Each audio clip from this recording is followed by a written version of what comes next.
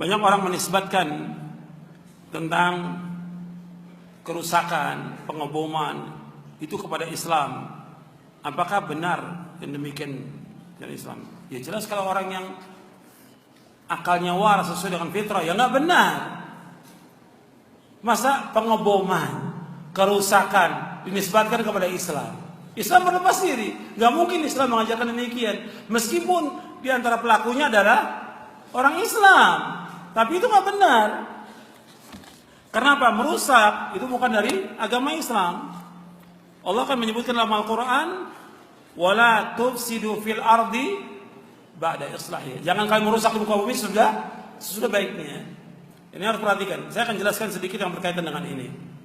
Tolong perhatikan. Yang ikhwan dan akhwat tolong perhatikan. Jadi tentang masalah pengeboman yang beberapa hari yang lalu terjadi di Jakarta, atau pengerusakan atau yang lainnya. Ini Islam nggak pernah mengajarkan.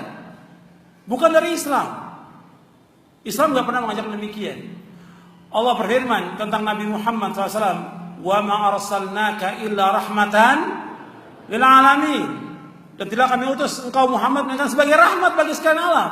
Nabi ini rahmat bagi kaum muslimin, rahmat bagi orang kafir, rahmat bagi binatang, rahmat bagi pepohonan, rahmat bagi alam semesta. Nabi Muhammad SAW rahmat. Nabi mengatakan, ana rahmatun muhda, aku sudah rahmat yang dihadiahkan kepada kalian. Nabi juga mengatakan, ana nabiyur rahmah, aku nabi rahmat. Nabi Muhammad SAW. Nggak boleh ada kekejaman, nggak boleh ada kezaliman, nggak boleh ada pengerusakan, dan nggak boleh ada pembunuhan. Pembunuhan ada ketika terjadi qisas atau peperangan yang terjadi antara kaum muslimin dengan kafirin di medan perang. Tapi membunuh orang dengan pisau, dengan racun, dengan dinamit, dengan bom atau dengan mobil, ini dosa besar yang paling besar. Dosa besar yang paling besar. Bahkan membunuh seorang mukmin itu hukumannya berat. Antum lihat di dalam surah An-Nisa, surah yang keempat ayat 93. Allah berfirman,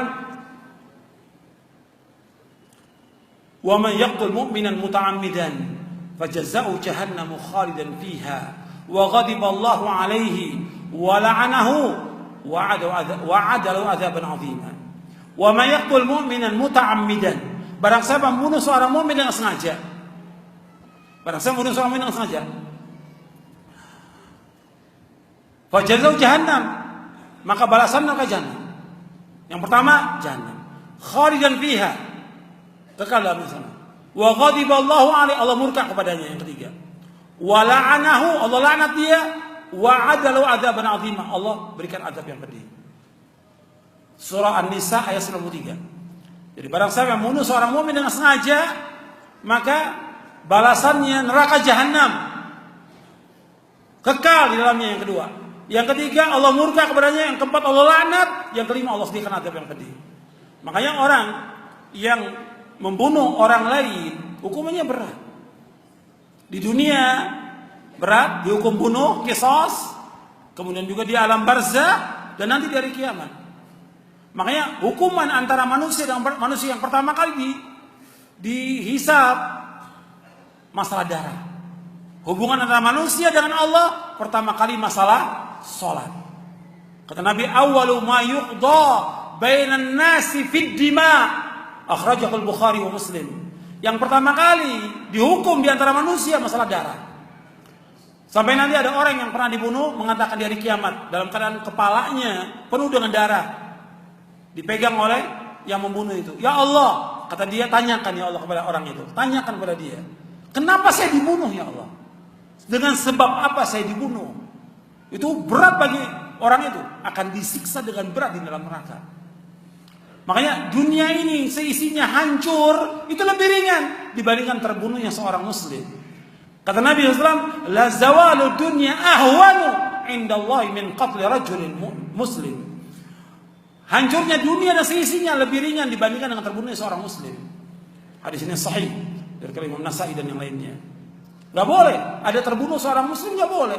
Orang membawa senjata tunjukkan orang muslim diancam, gak boleh, hukumnya haram. mengangkat senjata kepada orang muslim, saya bunuh kamu, hukumnya haram dalam Islam. Mengangkat senjata tidak termasuk dari umat Nabi Muhammad. Laisa minna man hamala sila, tidak termasuk golongan kami orang yang mengangkat senjata kepada kami, kepada sama muslim. Enggak boleh. Bahkan orang bawa senjata pisau itu harus masukkan ke sarungnya. Enggak boleh tunjukkan kepada seorang muslim, enggak boleh. Itu perhatikan. Atau kita mau menyembelih binatang, enggak boleh juga kita tunjukkan pisaunya. Disembunyikan, kita ambil baru kita potong dengan cara yang baik. Fahsinul dzibha. Ini ajaran Islam. Jadi enggak ada Islam tuh membolehkan untuk ngebom, membunuh, merusak. Enggak, bukan dari Islam itu. Meskipun ada orang-orang yang bukan dari Islam. Islam berlepas diri. Yang melakukan demikian, penghalaan darah kaum muslimin dilakukan oleh dua golongan yang sesat dan menyesatkan. Penghalaan darah kaum muslimin dan kehormatan mereka dan harta mereka dihalalkan oleh dua golongan yang sesat. Yang nanti diikuti oleh golongan yang pertama adalah Khawarij, yang kedua Syiah. Ini dua golongan yang sesat dan menyesatkan. Yang sepanjang sejarah selalu membunuh darah kaum muslimin, menumpahkan darah kaum muslimin dan mengambil harta kaum muslimin. Syiah, dan yang kedua adalah Khawarij. Yang Nabi menyuruh untuk membunuh Khawarij. Ini ahlul bidah dua-duanya, sesat dan menyesatkan. Jadi kalau dinisbatkan kepada Islam seperti pengeboman, pengerusakan, nggak boleh. Hatta membunuh orang kafir nggak boleh. Orang kafir tetangga kita, teman kerja kita, atau orang yang datang, dia turis asing umpamanya, dijamin oleh pemerintah tentang keamanannya, dibunuh nggak boleh dalam Islam, nggak boleh. Sampai Nabi bersabda dalam hadis yang sahih Imam Bukhari, "Man qatala mu'ahadan lam yara raihatal jannah, wa inna rihaha la yujadu min masirati 40 aman." Barang siapa membunuh seorang kafir mu'ahad, mu'ahad mempunyai perjanjian dengan negara Islam, dia bunuh orang kafir ini, maka orang yang membunuhnya, orang muslim membunuhnya, tidak akan mencium aroma sorga. Sedangkan aroma sorga tercium sejauh perjalanan 40 tahun.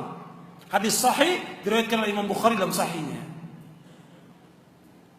Ini sahih. Dan riwayat yang lain, dalam riwayat Nasai disebutkan, man qatala dhimmiyan, barang siapa membunuh seorang kafir dhimmi.